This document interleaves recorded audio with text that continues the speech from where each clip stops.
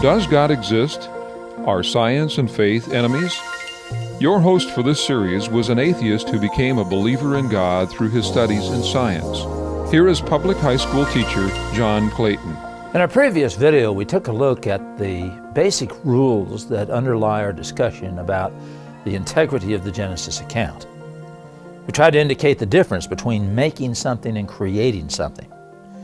And we've seen that as you look at the concept of creation as it's presented in the first several verses of Genesis, we have an accurate statement of the creation of the cosmos and the earth within the cosmos.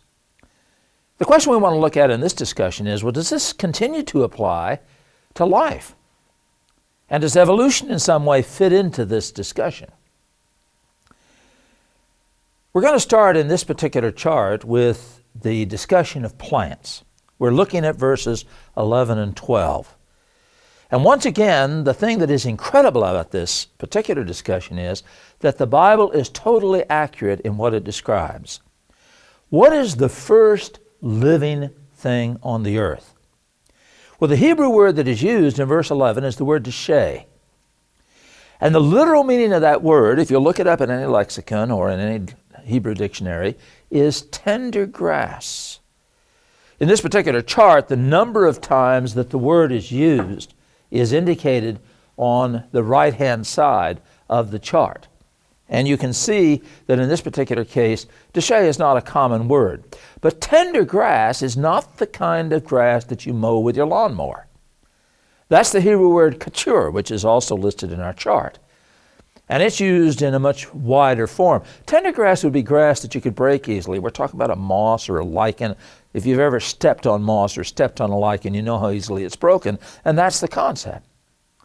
The second word that is used in this discussion is the word asib. And the word asib is used in reference to an herb, and the most literal meaning of this word is naked seed. You botanists may recognize that as a gymnosperm, a spore-bearing plant. And the third kind of plant that's involved in the discussion is a word that means seed with a case, essentially.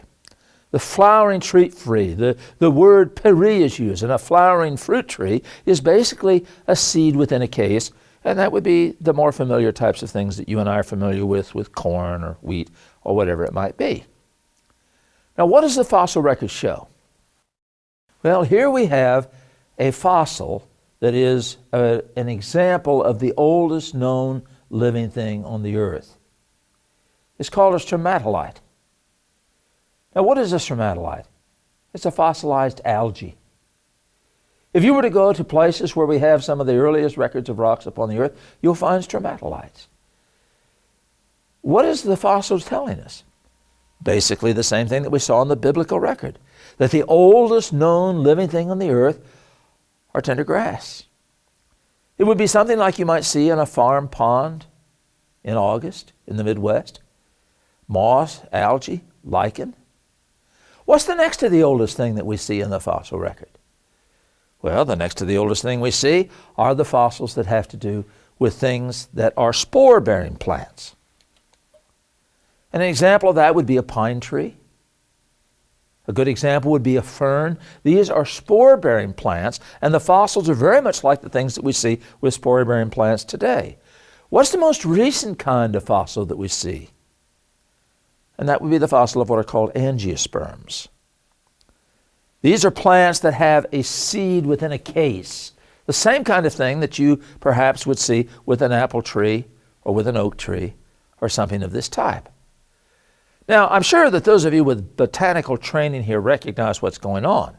There is a sequence given: tender grass, algae, moss, lichen; naked seed, gymnosperms, ferns, horsetail, pine trees; seed within a case, angiosperms, flowering trees, oaks, apples; succession.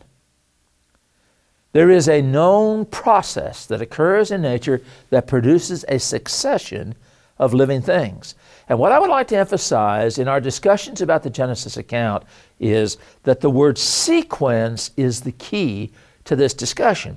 When you look at a scene like this, where you have seed-bearing plants, you have naked seeds, you have things like tender grass, your algae, and so forth. What you are seeing is a process that has taken place over a period of time. My brothers and I have a camp that we bought in Canada years ago. And shortly after we bought it, there was a terrible forest fire. Man, it was hot. I mean, it burned right down to the bedrock. A year or two after we had the fire, when you went up to look at the place, you found that there was moss beginning to grow, that there was lichen attached to the rocks, and it grew rapidly. Pretty soon there was a pretty good bed of moss and detritus from the moss in cracks in the rock, and we began to see the first ferns, the first little pine trees, naked seeds, establishing themselves. So it had moved from a thing that was very simple plants, tender grass, to the naked seeds. 10 years down the road, we began to see the first birch trees, the first aspens, the first oaks. This is the sequence in which life has occurred. It occurs today when there's a forest fire, but it also occurred in the original structure on the earth, perhaps over a much more extended period, but it prepared the earth for man in a marvelous and beautiful way. So the fossil record agrees completely in the sequence with which these things were established. And it's important to understand that in the sequence of things, we can see the integrity of the biblical record. What was the first living animal to appear upon the earth? Well, the Bible's very clear about this. And God said, "Let the waters bring forth abundantly the swarming creature." And the Hebrew word sheretz here is a generic word. It applied to the ancient Hebrews that there was a wide variety of different kinds of living things that occurred. Let's take a look at this little fossil collection that I have here on the table. And notice as you look at these fossils that all of these creatures that you see here are water creatures. We see crinoids. That's an echinoderm. It's a water creature. We see brachiopods. We saw some of these when we looked at the Grand Canyon. We see shark's teeth. We see trilobites. And we notice that in the original bedrock, and these are two different pieces of bedrock, that what we see are the remains of brachiopods, like this one over here. We see small crinoids, like the one that we see here. This is a drill core that I took out of an oil rig that I was involved with. And this particular core was taken from very, very early in the Earth's history at the bottom layers. And if you look carefully at the bottom of this, I think you can see the little crinoids there. The point is that the fossil record accurately describes the fact that the first living things upon the earth were water creatures, and that the word that is chosen is a generic word which indicates that a wide variety of living creatures were involved. And I'd like to make a point about the evolutionary sequence here and the classification system. And that is that as you look at those fossils, every phylum of life on the earth today is seen in these fossils.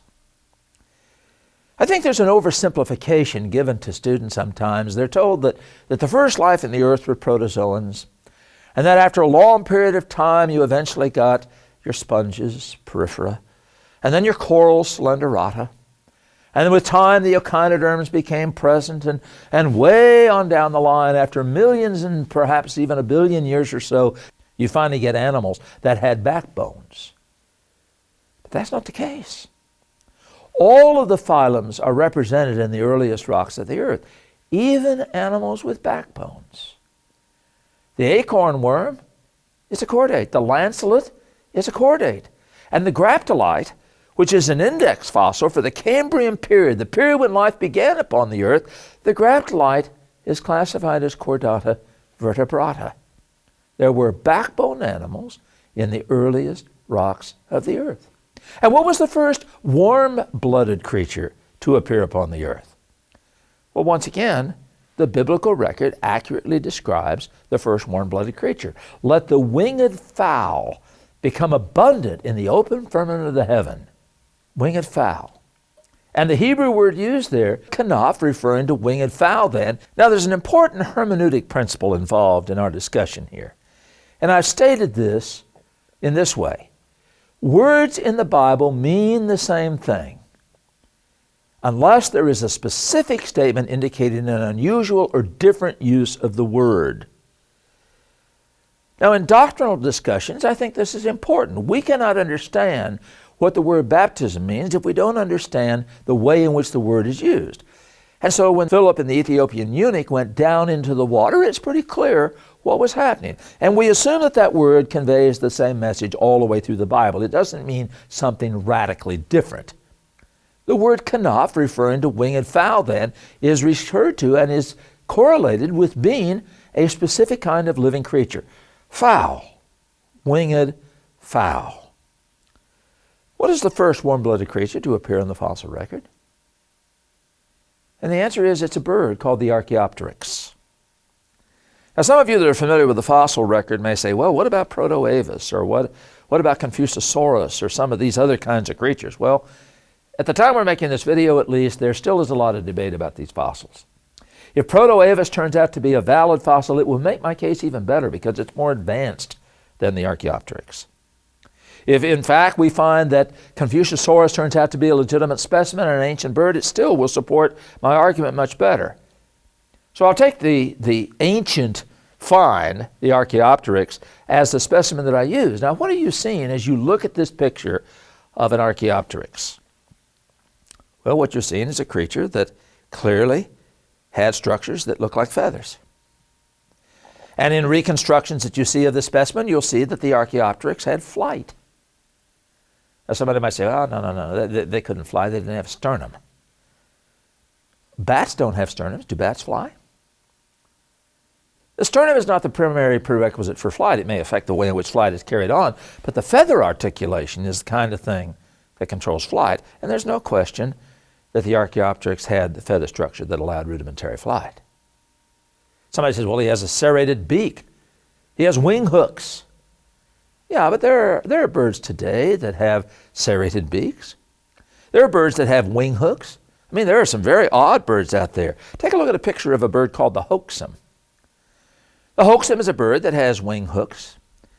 It's also interesting that the hoaxum can fly underwater if things are not going well in the air.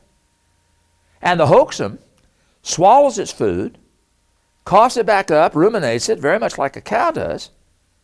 And as a matter of fact, the locals where this bird lives have a name for it. They call it the stinking pheasant. Did you ever have a cow belch in your face?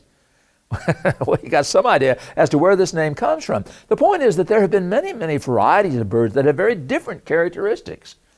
And the Archaeopteryx is not that unusual.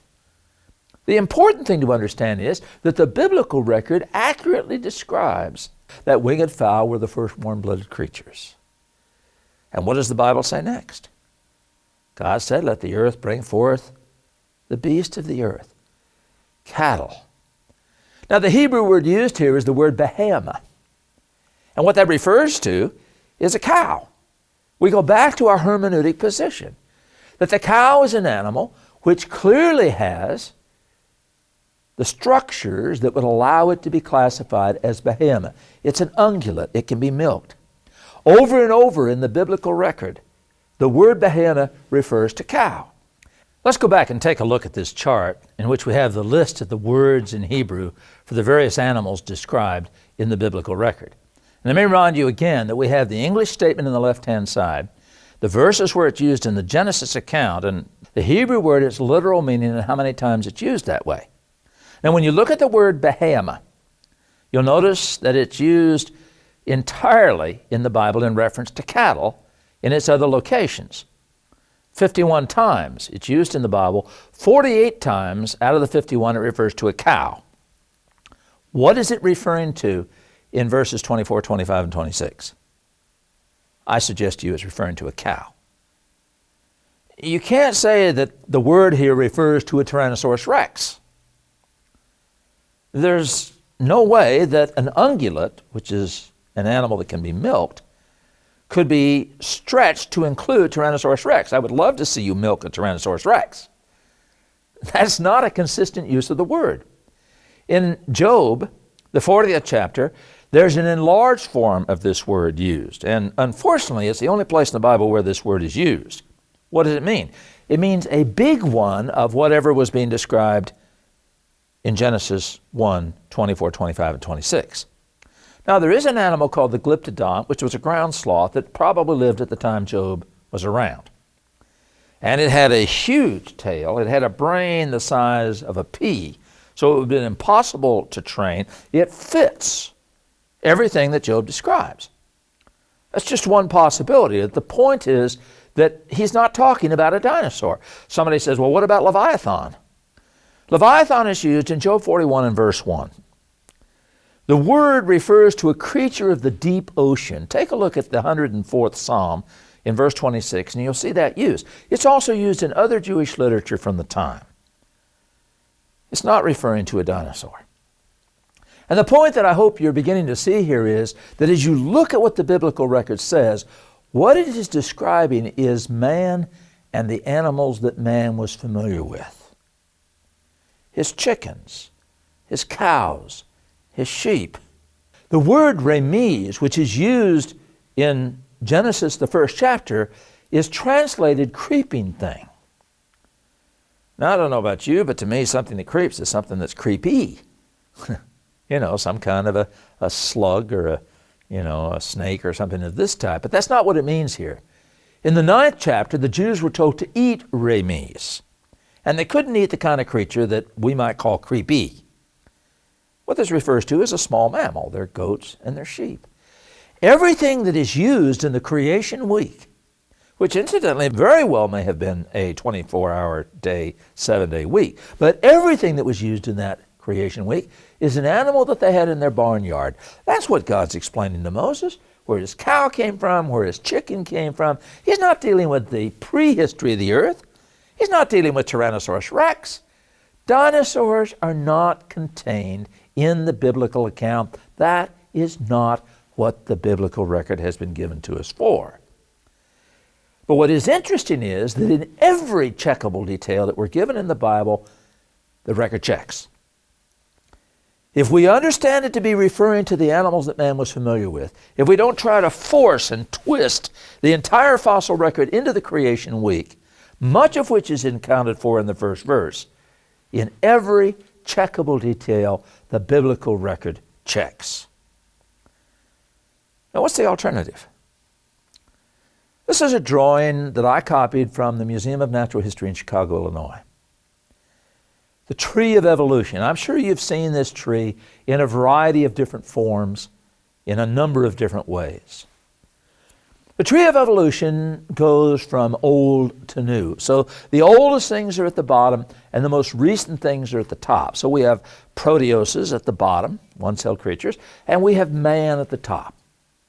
So this is given to us in terms of time. But if evolution is true, it also is given to us in terms of complexity.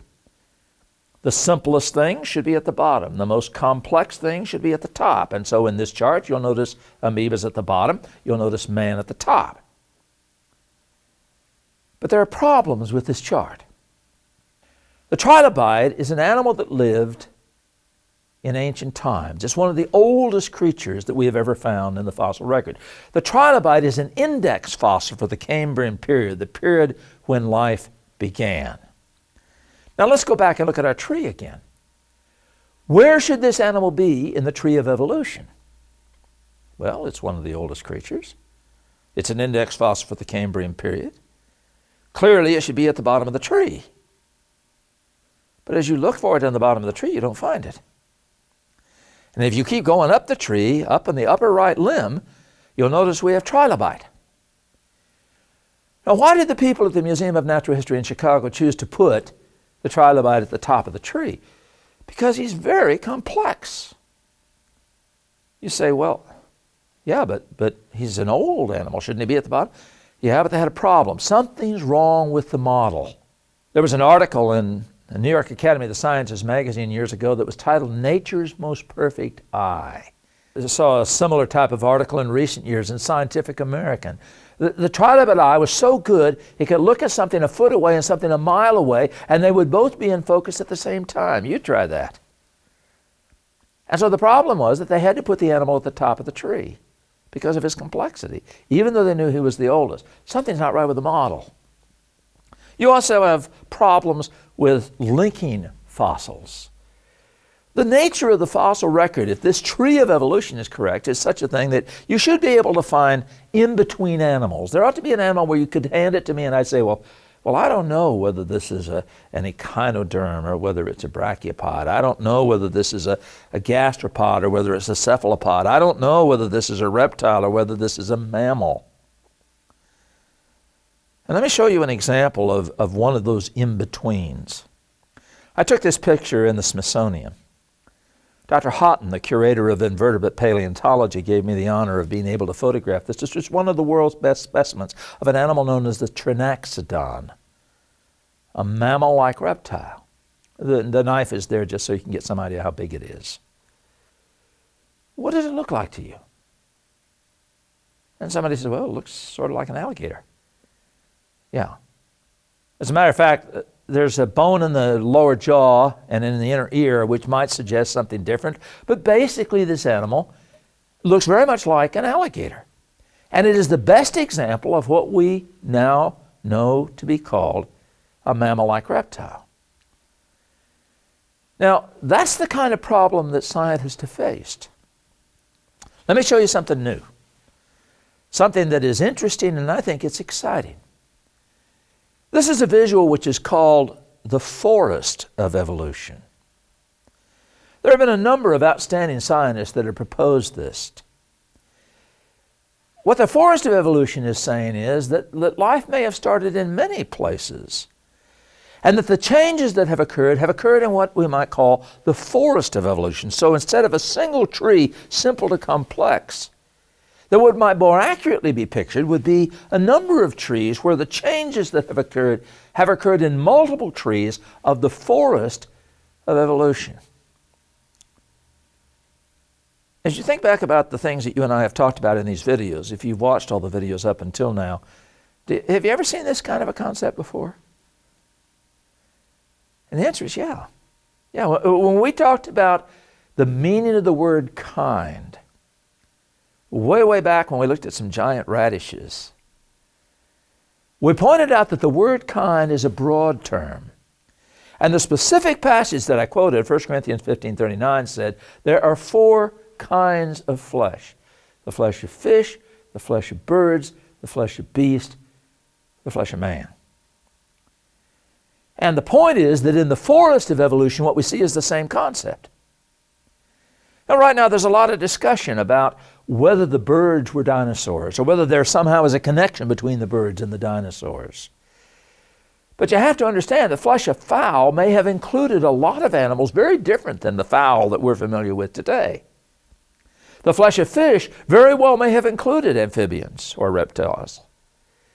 The important thing to understand is that this concept that the Bible gave us in the beginning is what the frontier of evolution is saying to us today.